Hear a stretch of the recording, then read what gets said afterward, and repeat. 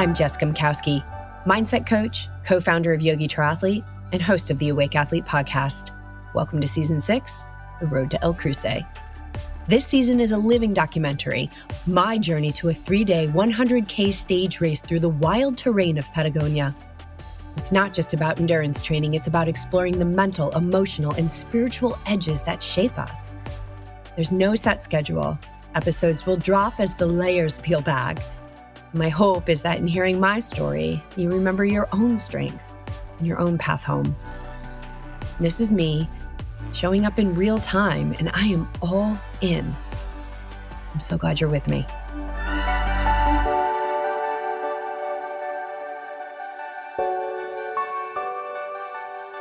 Welcome back to the show, guys. This is episode 9, and it's been a few weeks since I dropped an episode. I think the last one was Clarity in the Comeback, which was, the things that I was able to see and experience after experiencing a very unimpressive fall that led to some pretty impressive and significant consequences. So go catch up on that if you haven't listened to that one. But today I'm back, and I'm back from 8 days in Colorado, which was focused on altitude training in preparation for El Cruce. And I'm bringing on my coach, BJ Gumkowski, who, yes, is also my husband. He's been my coach for a long time now.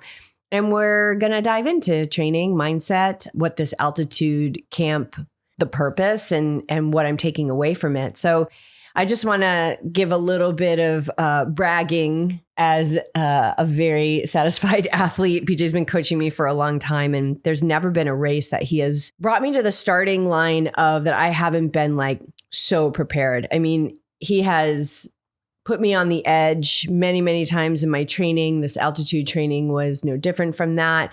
And I've been really successful from everything. I think my longest race so far was 100K in one day. So El Cruce is 100K over 3 days with a lot more elevation and climbing than I did at that one day 100K, which is Javelina 100. And if you haven't done Javelina 100, put it on your list because it is certainly one of the best parties in the desert I've ever experienced.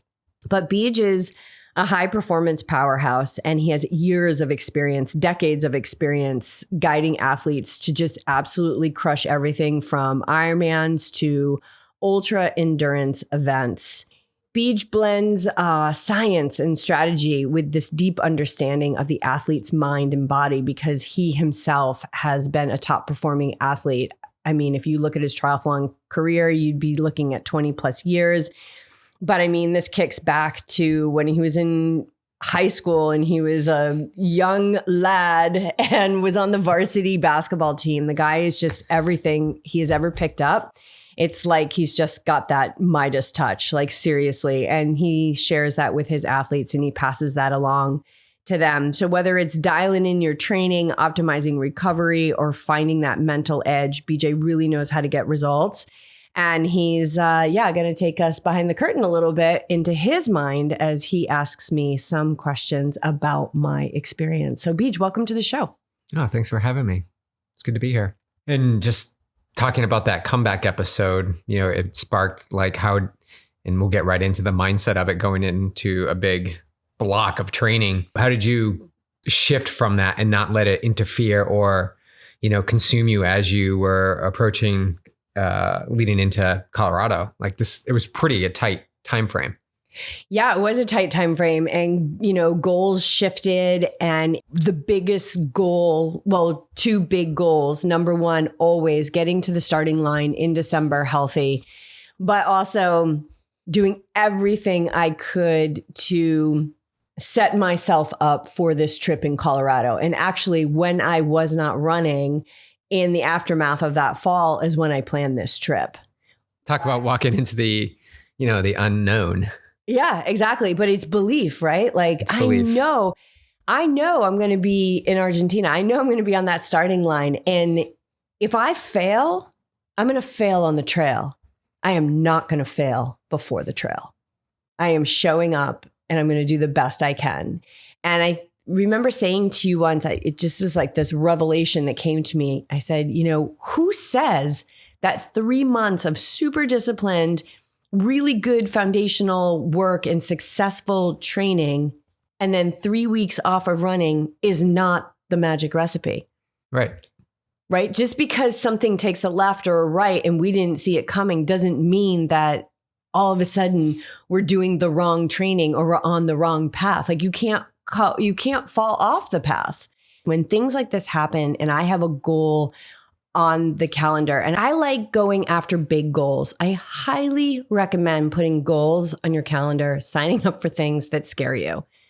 I really, really do. There's a lot of races that I can sign up for that honestly don't give me that swirly sensation. Of course, you can always go faster. You can always have bigger goals within those races. But I really was craving something that gave me that sensation I had when I signed up for my first Ironman. And when I've got something like that on the calendar, or even if I have something that doesn't scare me, I mean, this is just who I am. I'm bred, discipline by my parents my whole life. Was like, I just switch into what can I do?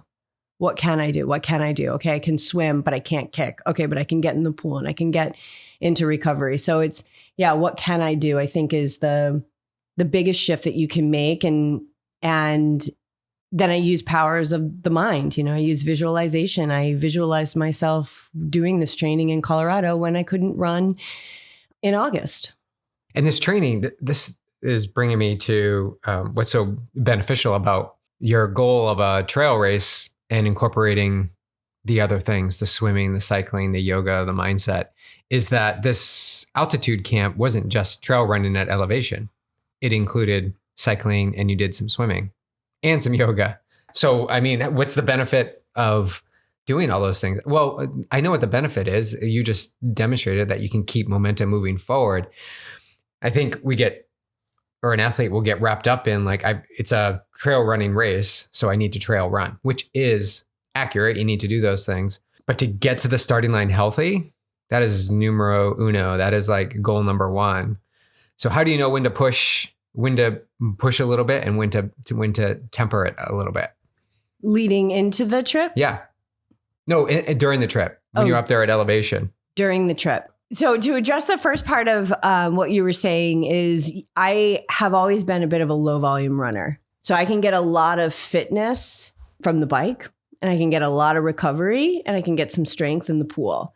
So I have a lot of experience and years of working with athletes. And when I first started working with athletes, I was working with them as a massage therapist when we lived in Boulder.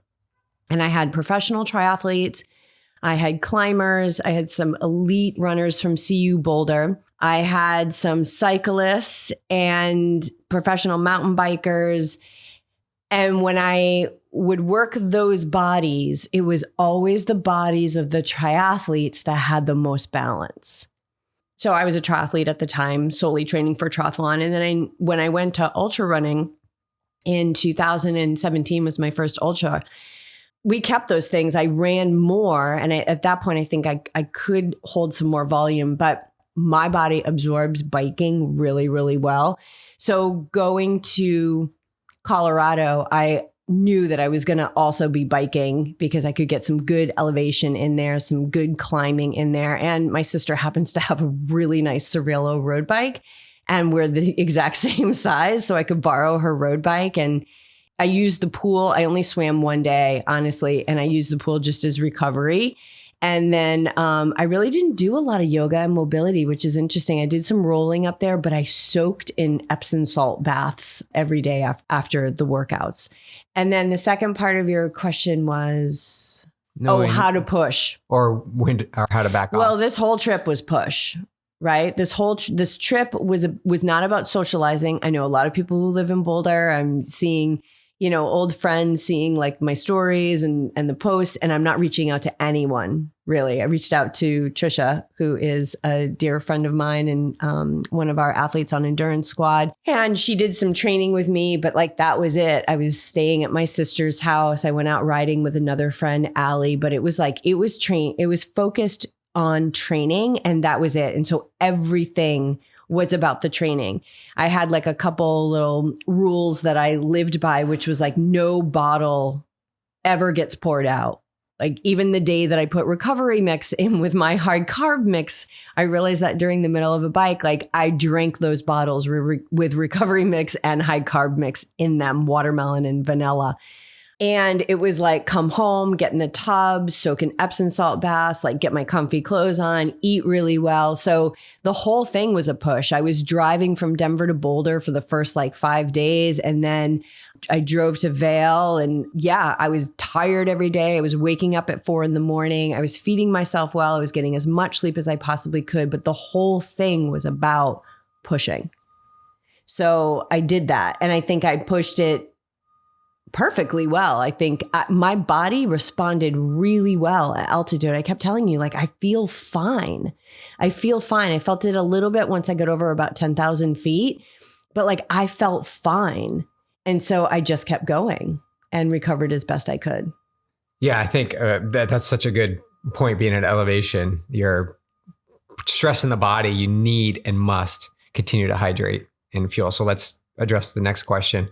During a week of intense altitude training, how did you adjust your nutrition and recovery strategies to keep energy up and performance sharp? And what have you learned from this as you go into El Cruce? Honestly, I adjusted nothing because recovery is such a priority for me, and eating well is such a priority for me.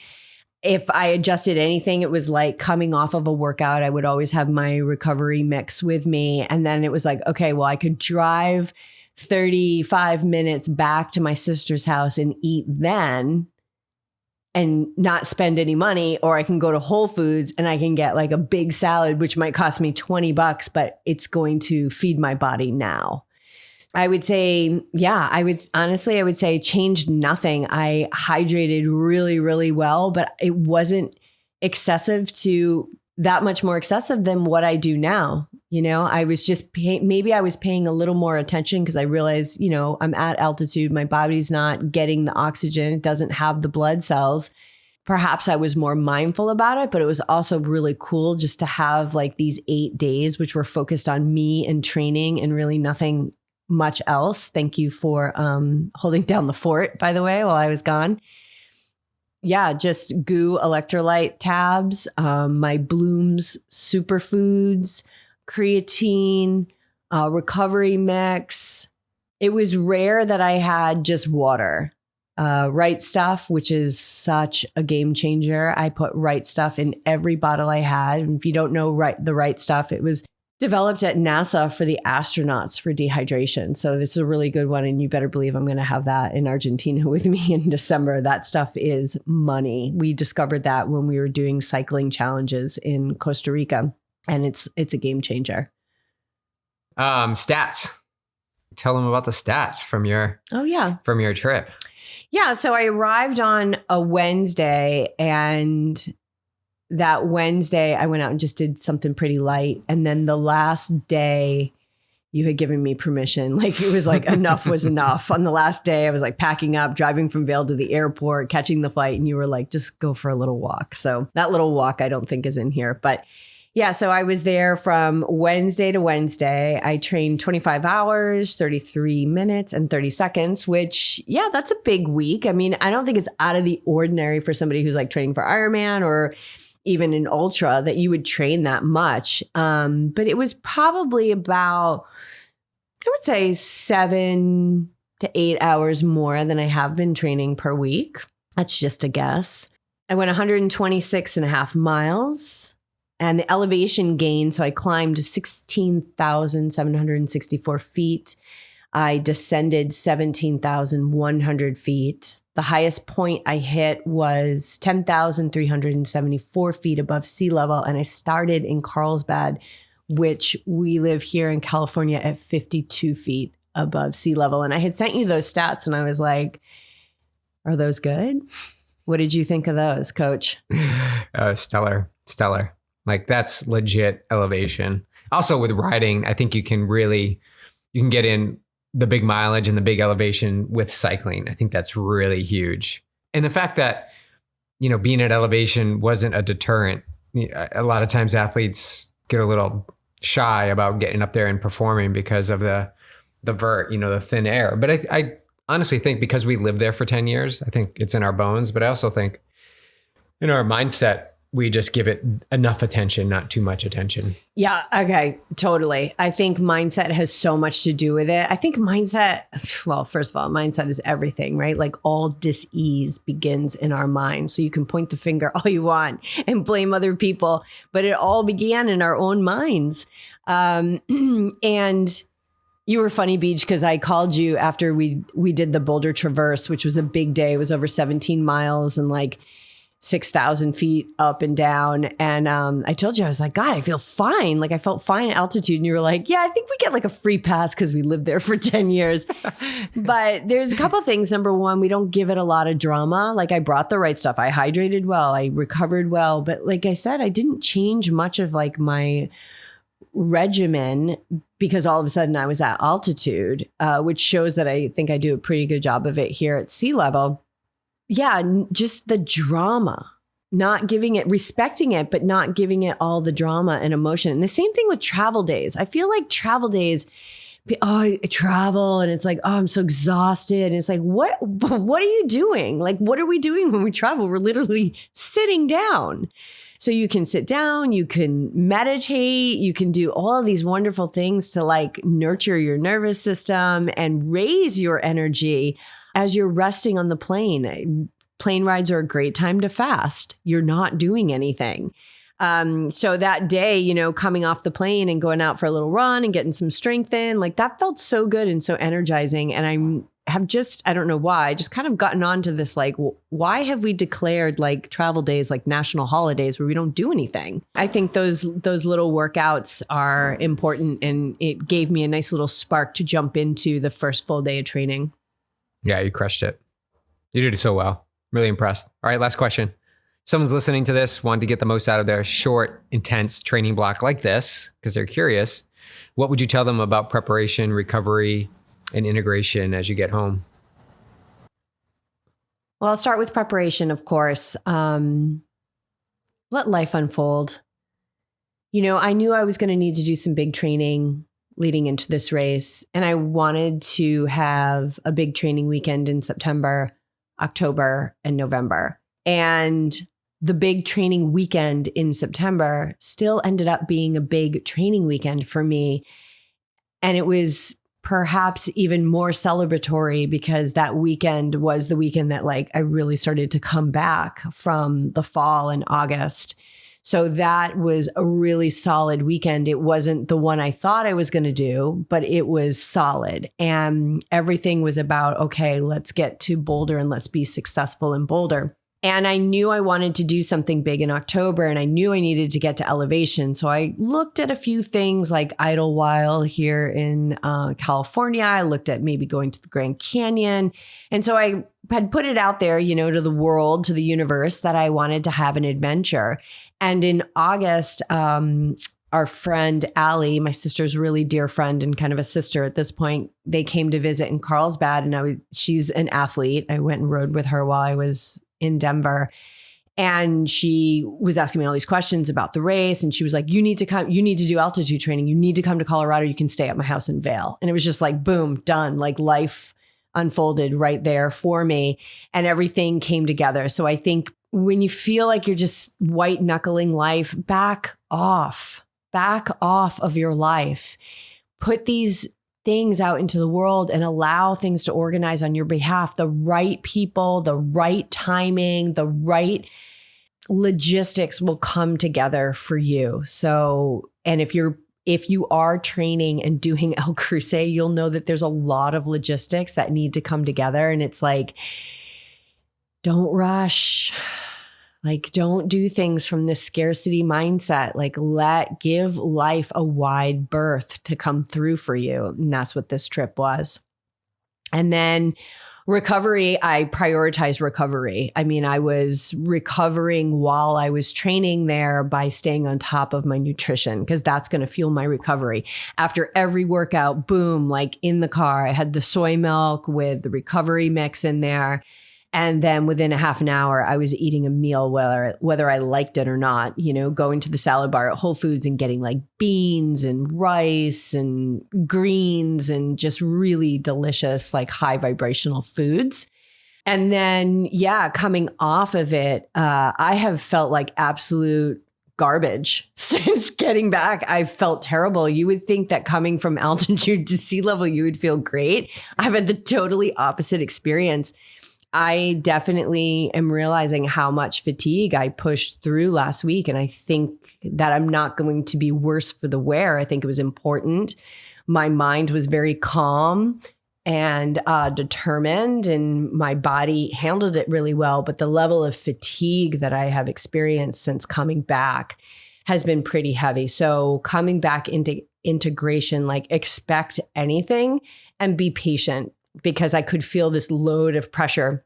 Like, you got to get out for a big day on Saturday. And this is why I have you as my coach, is I felt completely dysregulated. I was exhausted, but was, being victim of the shoulds, just shoulding all over myself about what I should do over the weekend. And I was feeling terrible.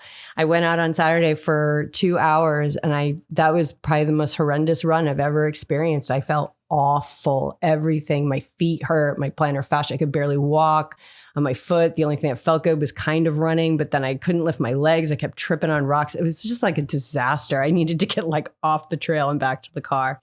So patience, right? And patience is found, for me, how I found patience was in the present moment. Just keep coming back to right now.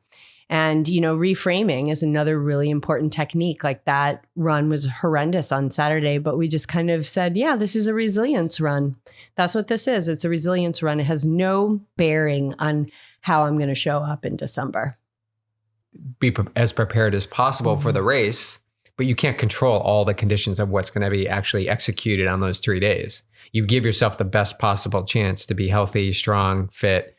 You show up, and then you hand yourself over to what the day provides. Yeah, to life, let it unfold. And life, yeah. And it can unfold beautifully. Absolutely. We always think to the negative side. Why can't it be the most miraculous experience you've ever had in your life? Yeah. Could be. One last thing, for the audience, what are you using for recovery? What's your sports drink? Because you talked about recovery a lot. I use Blank Sports Nutrition, and I use their recovery mix, which is a perfect combo of protein and carbs. They also have the straight up protein mix. So we have that too. So sometimes I'll do a scoop of protein and a scoop of recovery mix. But typically I just hang with the recovery mix. Right now I've got vanilla, and then I have strawberries and cream, which is really yummy too. So good. And then they have a cappuccino flavor, which is absolutely delicious. And Beach likes to add a little espresso to that. So recover and jack it up. So that's what I'm using for recovery. And then just anti-inflammatory diet, pretty plant forward diet. I am still eating eggs, and otherwise just plants, lots and lots of plants, and lots of tofu. I love tofu. I eat a ton of it. I do most of the shopping here. I do all the shopping basically, and picking up 6 or 7 packs of tofu for the week is not out of the norm. All right. Wait. So I have a question for you. Okay. If there's one thing, because I don't want to do the one thing, like a mistake that you see athletes make in the final weeks before a race like this, whether it's Ironman, whether it's a stage race, ultra marathon, because you coach it all. What is it, and how do you help guide them? That's a great question. It can go in so many directions. What's the first thing that comes to mind? Overreaching. They go for that hero workout in the final 7 to 10 days. And that's not the time to do it, because a hero workout, going above and beyond what you have been trained or what's possible or closer to what you're going to do on race day is okay if it's done earlier on so that you can adequately recover from it. I think this altitude camp. Yeah. But most often I'll see them go for that workout, and then they're in the pain cave, or they're in the recovery mode for quite a while to just get themselves back to where they were. I'd rather have it consistently practiced every day, like a 30-minute run every day, than doing a huge 3 or 4 hour run the week before a race, because the body's used to the training, the daily training, and going above and beyond too much and too close to the race can set you back for sure. Yeah. I think if I did this a month later, I'd be like, oh my God, I didn't think I was going to come home and feel this bad. I thought I was going to come home and pick it right back up. So the timing of this also a cue to letting life unfold. Like the timing of this was like so perfect because I have had the space to recover and and I think get back on track. So you and I are going to sit down and look at these final weeks. And what do you think we're going to tweak or do, or what am I going to focus on? Consistency. You have some time to get longer on the trails. And I always like the back-to-back. What I do a lot with athletes is the Friday night and then a Saturday big day and then a Sunday big day. And then you take it down. So you get the 3 days in a compact 24-hour period by doing that Friday night and then Sunday morning. So that's all compact. And then you have a few days to recover. So I think those are wise things to do because it prepares the mind and the body to work with a little bit of fatigue.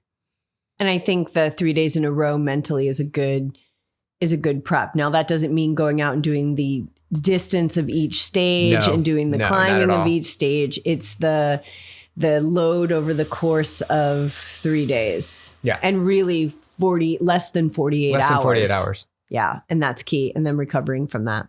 Yeah. All right. Cool. Well, if you guys liked having Beej on the show and you want to have him on again, ask questions or whatever, let me know. I can bring him back on anytime. He's right here. Always available. All the time. He never leaves. All right. Thanks, guys. I'll catch you for episode 10, whenever that is. And whatever unfolds, that brings me back to the mic. But thanks so much for your support. Happy to have you here. And I'll see you out there. This show is brought to you by Yogi Triathlete, because you were born for more than just pushing through. We've been leading the way in holistic performance since the beginning, body, mind, and spirit. So thanks for tuning in. Stay awake, stay the course, and I'll meet you back here soon.